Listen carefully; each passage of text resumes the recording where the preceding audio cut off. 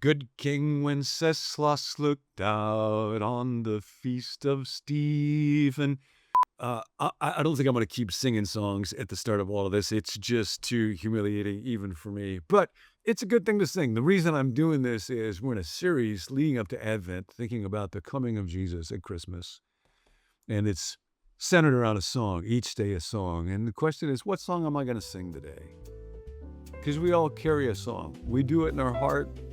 Sometimes we do it in our mouths, and that's a real good thing to do.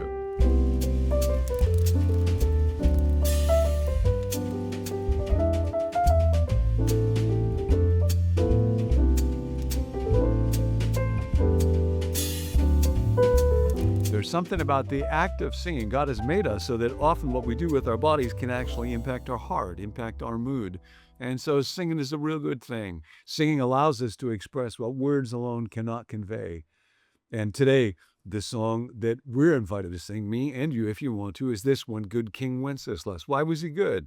Why do we associate him with Christmas? That's what we're going to look at. I love this song, deeply moved by it. You might notice my pupils are a little dilated. That's actually because I just had my eyes checked. I'm grateful for that too, not just because I'm moved by this song. But we're going to see how this song is really a commentary on a single verse in the Bible. In Proverbs 11, verse 25, it says that those who are generous will prosper, or they will flourish. They will be filled with life. And those who refresh others will themselves be refreshed. That's a fabulous verse. In many ways, it is kind of a summing up of all of Christmas, and it's what you and I are invited to live today. It is illustrated by the life of King Wenceslas, and in a way, his life is kind of a commentary on that. So I'm going to plunge into that. Wenceslas was a real person. Many of these songs go way, way back. Wenceslas lived in the early 10th century. In Bohemia, he was actually a duke, not a king, the real guy.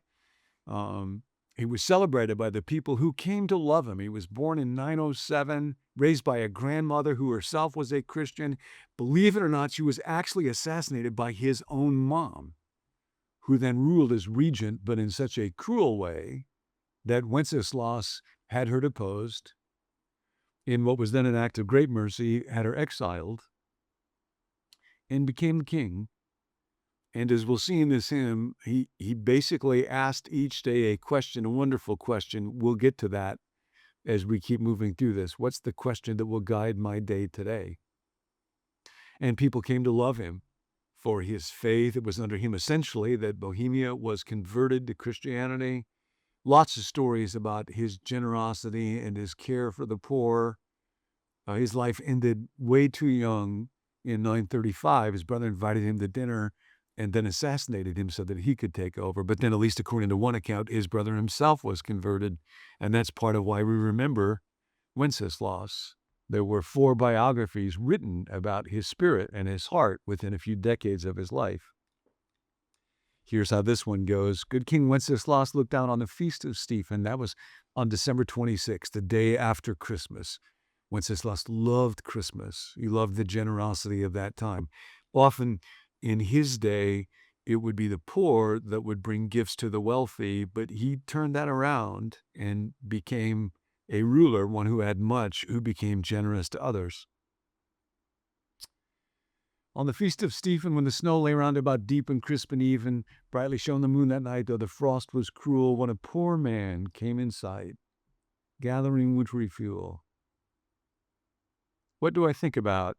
What do I feel when I see somebody who is in need? And this song goes by, he speaks to a page. Hit the page and stand by me, if thou know'st it, telling yonder peasant, who is he, where and what is dwelling? Sire, he lives a good league hence. Now, a league back then was about 3 miles. It was the amount of distance somebody could walk in about an hour. So imagine this person having to walk for an hour in the cold, to find enough fuel to keep his family warm. To this day, many people in many parts of the world have to walk. For example, 700 million people don't have access to clean water. And one of the things I love about Compassion International is they partner with Water Mission. to help make clean water accessible to folks. That's one of the wonderful things that we get to do at a time like Christmas. Under the mountain, right against the forest fence by St. Agnes Fountain. St. Agnes was eventually canonized, and she was in Bohemia. She would wash and cook and care for lepers and paupers, and perhaps this poor man was one. So Wenceslas says to his page, well, bring me some food and bring some logs so he can be warm, and let's go together to his house. And so the page starts to do that, and then the page gets kind of cold, and the night is pretty dark, and he's not sure he can make it there. And Wenceslas has these wonderful words, "Mark my footsteps, good my page, tread thou in them boldly. Thou shalt find the winter's rage, freeze thy blood less coldly." In other words, the invitation is, like master, like servant, like pupil, like disciple, walk in his steps. And we learn to do that. We learn very often to walk in the steps of Jesus by learning to walk in the steps of other people that we know and see, through whom we can become a little bit more like him. So who's a generous person in your life that you could be a little more like? In his master's steps he trod, where the snow lay dinted, heat was in the very sod which the saint had printed. Therefore, Christian men, be sure, wealth or rank possessing, you who now will bless the poor, shall yourselves find blessing. Whoever refreshes others will themselves be refreshed. This is the way that it works in the kingdom. This is Proverbs 11, verse 25. This is the invitation to go through today. In the kingdom now, I might ask myself, is this a good day? In our world, I'm going to take a moment to show you this. In our world, that question, was this a good day, generally revolves around, what did I get today? And when I review my day, when I think about this, if I got a bonus, if I got a compliment, if I got a promotion, if I got some good news, if I got some money, if I got a little more recognition, then it was a good day. What did I get today? But another question, and here's what we're invited to live with today as we're living with this song, as we carry this song.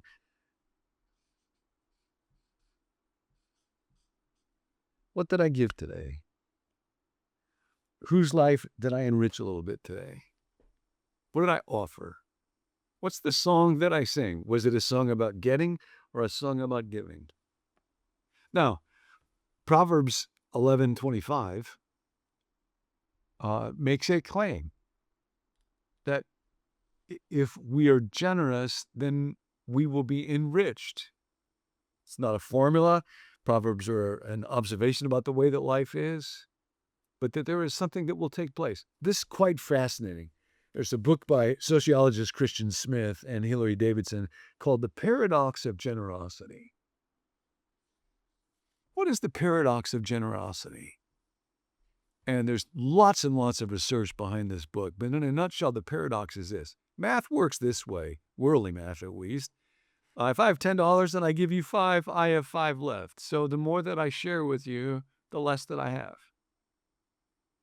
Now, in the realm of the Spirit, it's not quite that way. In the realm of the Spirit, if I share my joy with you, I read this wonderful book. I heard this wonderful song. Why don't you sing it with me? When I share joy or share gratitude or share love, actually, mine increases as I share with you. What's remarkable is the spiritual realm trumps the physical realm. And this is part of what's happening in Christmas. God so loved the world that he gave. Thank God, God doesn't go through the day saying, what can I get today? That's what I'd do if I was God. Thank God I'm not God. God's question is, what can I give today? And the story of Jesus is so profound. The story of Christmas and Advent and incarnation is so profound because we see then God giving his very best gift of all. This was a good day. Now, this is life in the kingdom of God. This is Proverbs 11:25 made real. And what's striking, Christian Smith writes about this in this book, is, again, based on tons and tons of research, the reality of generosity is actually paradoxical. Generosity does not work in simple zero-sum win-lose ways. The results of generosity instead are often unexpected, counterintuitive. And he goes through how, in dimension after dimension, it is generous people whose lives are enriched. Generous people are more healthy. Their attitudes are more positive. They have more energy for life. They become parts of larger and more fulfilling networks of other people. They experience more learning. They have more friends. They're invited to do more work. And what's really amazing is, as people give away more money, they actually end up with more money. So this is like empirical verification for what Jesus says in Luke 6:38, give and it will be given to you. And of course, that's at the heart of the story of Christmas and the incarnation and of our God and of Good King Wenceslas, who looked out on the feast of Stephen, being reminded again of God's great gift, and saw in this cold, dark world a struggling, impoverished person, and asked, what can I give? So that's the invitation. My friend Chuck was just out here, and Chuck just has an amazing gift for generosity. And even in our situation, he was just generous with his time and his serving. So there was stuff in our garage that was broken, shelves. I can't fix it, but he could. Stuff in my office, I can't. He could. Lights, I can't. He did. We have a little rumba now because our dogs have the gift of hair, the spiritual gift of shedding. And so it's all over the place. And Chuck figured that thing out. So we have named our rumba Chuck. The invitation today is to ask the question, not how did my day go by, what did I get today, but what did I give? And it might be a particularly generous tip when I'm with somebody. It might just be a moment. I was thinking about that this morning, and I was going into the doctor's office, and somebody else was going in there. And instead of thinking, well, I got to be first in line, I just opened the door and said, you go through. And the other person said, thank you, my good man. I haven't had anybody call me my good man for a long, long time. Or driving home, there was somebody in the neighborhood that was out. So instead of just rushing in to get to work and do this, just paused and talked for a little while. What can I give? How could I be like Good King Wenceslas? How could I walk in his steps? The generous person will flourish, will prosper. Whoever refreshes others will themselves be refreshed. I'd like that. That's a kingdom I want to live in. That's my song today. Hey, thanks for tuning in to Become New. My name's Tim. I'm a part of the team, and I'm a pastor, and I watch these videos every day, just like you. As I was listening today, the thing that struck me was that idea of what can I give today? And I just thought about Jesus teaching about giving, that when you give, don't let your left hand know what your right hand is doing, to give in secret. And there is sort of this twinkle in your eye blessing when you give to someone or bless someone and they don't know about it and nobody knows, and it's just between you and God, and you get to connect with the heart of God. So I felt God's invitation today to think about, who can I give to? What can I give today?